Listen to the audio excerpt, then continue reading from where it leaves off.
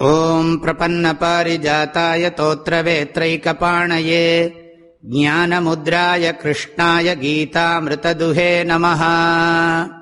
கார்பண்யதோஷோபஹதः ஸ்வபாவः ப்ருச்சாமி த்வாம் தர்மசம்மூடசேதாः யச்ச்ரேயஸ்யான்னிஷ்சிதம் ப்ரூஹி தன்மே சிஷ்யஸ்தேஹம் சாதிமாம் த்வாம் பிரபன்னம்.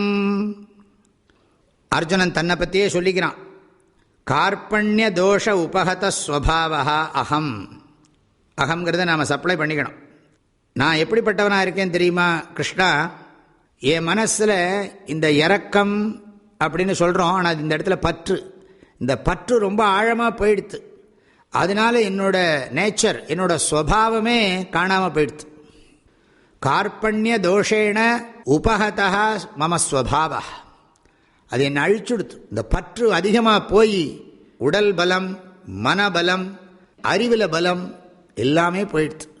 சுபாவமே நானாக இப்படி இருக்கேன்னு எனக்கே தோன்றுகிறது. எப்பேற்பட்ட வீரன் நான்! எத்தனை யுத்த பூமிகளில் அற்புதமாக யுத்தம் பண்ணினவன் நான்! எவ்வளவு மனோபலத்தோடையும் அறிவு பலத்தோடையும் யுத்தங்களில் சண்டை போட்டிருக்கேன். ஆனால் அப்பேற்பட்ட என்னுடைய சுபாவமே இப்போ திடீர்னு காணாமல் போயிடுத்து. அதுக்கு காரணம் என்னன்னு எனக்கு ஓரளவுக்கு புரியுறது. எனக்கு அளவுக்கு மீறின பற்று என் மனசில் இருக்குது, அபிமானம் எனக்கு இருக்குது. துரோணாச்சாரியார், பீஷ்மாச்சாரியார் முதலான எல்லோரிடத்துலையும் எனக்கு ரொம்ப ரொம்ப பற்று இருக்குதுன்னு புரிகிறது. பக்தி இருக்குங்கிற விஷயம் வேற, அதையும் மீறி பற்று இருக்கிறது என்பதை நான் புரிந்து கொண்டு இருக்கிறேன் அப்படின்னு சொல்லுகிறான். அகம் துவாம் பிருச்சாமி, நான் உன்னிடத்தில் கேட்குறேன். அது மாத்திரம் இன்னொன்று சொல்கிறான் தன்னை பற்றி. தர்ம சம்மூடசேதாக அகம். எனக்கு தர்மம் எதுன்னே இப்போ புரியல. இப்போ நான் யுத்தம் பண்ணுறது தர்மமா, யுத்தத்தை விட்டு வெளியில் கிளம்பி போயிடுறது தர்மமா, புரிய மாட்டேங்கிறது.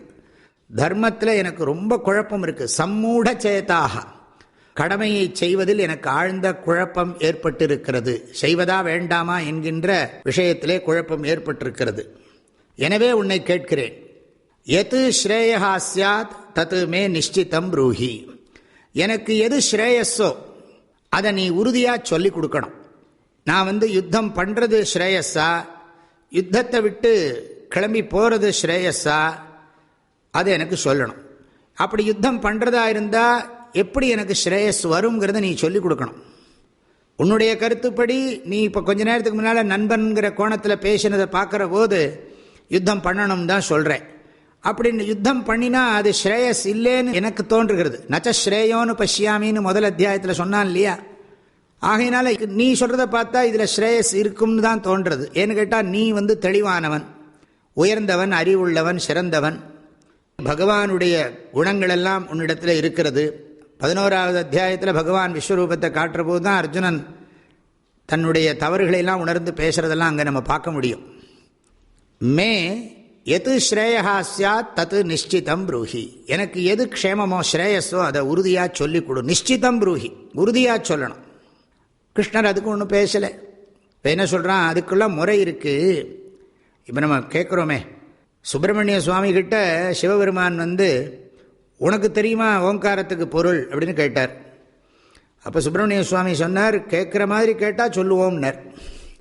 எப்படி கேட்குற மாதிரினா, நீர் சிஷ்யன், கீழே உட்காரணும், நான் மேலே உட்காந்துன்னு உனக்கு சொல்லணும், அப்போ தான் கொடுக்குற வித்தியைக்கு மரியாதைன்னார் சுப்பிரமணிய சுவாமி.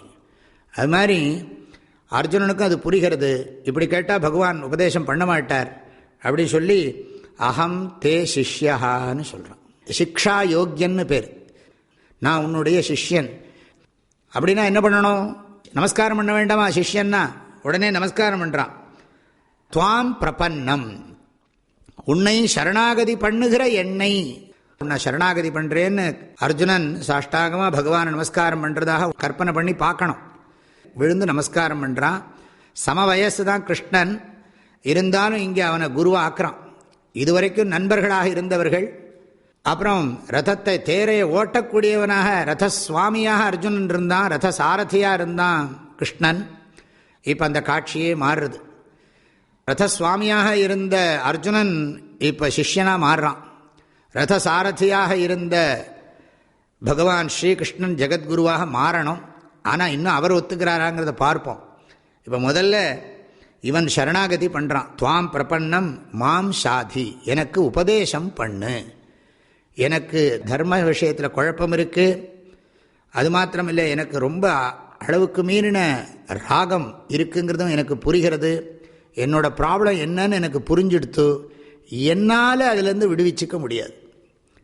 எனக்கு இருக்கிற நோய், இந்த மனநோய், இந்த உணர்ச்சி நோய், இதிலிருந்து நான் என்னை விடுவிச்சிக்க முடியாதுன்னு எனக்கு புரிஞ்சு போச்சு. இப்போ இதுலேருந்து சில விஷயங்கள் நாமளும் புரிஞ்சுக்கணும். நமக்கு ஒரு வியாதி வந்தால் அந்த வியாதியை பற்றி படித்து தெரிஞ்சிருக்கிற ஒரு டாக்டர், அவருக்கு இது என்னன்னு தெரியும். அவர் டெஸ்ட் பண்ணி பார்த்துட்டு இதுக்கு நமக்கு மருந்தெல்லாம் சொல்லுவார், பத்தியமெல்லாம் அட்வைஸ் பண்ணுவார். அதை கேட்டோம்னா நமக்கு வியாதி போகும். நாமளாவே செல்ஃப் ட்ரீட்மெண்ட் எல்லாம் பண்ணிண்டா வியாதி என்னாகும் நமக்கு தெரியாது. வியாதியை நீக்கிக்கிறதுக்கு எப்படி ஒரு வைத்தியர்கிட்ட நம்ம போய் பொறுமையாக அவர் சொல்கிறத கேட்டு வைத்தியம் பண்ணிக்கிறோமோ சரீர வியாதிக்கு, அதே மாதிரி இந்த மனவியாதிக்கு சாஸ்திரத்தை உபதேசிக்கிற குரு அணுகித்தாகணும். அர்ஜுனன் ரொம்ப விவேகமாக பண்ணுறான். ஸ்ரீகிருஷ்ணன் பரமஜானின்னு தெரியும் அர்ஜுனனுக்கு, அதனால் அவர்கிட்டே கேட்டுருவோமே. இந்த இடத்துல அவன் விவேக்கியாக மாறுறான். அவன் தன்னை சிஷ்யன் ஆக்கி கொண்டு பரிபூர்ணமாக பகவானை சரணாகதி பண்ணி எனக்கு உபதேசம் பண்ணுங்கள் அப்படின்னு பிரார்த்தனை பண்ணுறான். இந்த ஸ்லோகத்தை நாம் அடிக்கடி நினச்சி பார்க்கணும். அர்ஜுனன் எத்தகைய ஒரு மனோபாவத்தோடு பகவான் ஸ்ரீகிருஷ்ணனை சரணாகதி பண்ணி ஞானத்தை உபதேசம் செய்ய வேண்டும் என்று பிரார்த்தனை செய்தானோ அதை நாம் நன்றாக உள்வாங்கி கொண்டு அத்தகைய பிரார்த்தனையை நம்ம பகவான்கிட்ட எப்பவும் செய்யணும். அப்படி பண்ணினா நமக்கு நல்ல சத்குருநாதர் கிடைப்பார், சாஸ்திரோபதேச ஞானமெல்லாம் கிடைக்கும். அதனால் நாம் வாழ்க்கையில் உணர்ச்சிகளெல்லாம் ஜெயிச்சு ஞான நிஷ்டர்களாக இருந்து இந்த வாழ்க்கையை அழகாக இதில் இருக்கக்கூடிய சுகதுக்கங்களையெல்லாம் நாம் கடந்துவிடலாம், சம்சாரத்திலேருந்து முக்தி அடைஞ்சுவிடலாம் அப்படிங்கிறத புரிஞ்சுக்கணும். அனைவருக்கும் மனமார்ந்த நல்வாழ்த்துக்கள், பரிபூர்ண ஆசீர்வாதங்கள். ஹரிவோம். ஓம்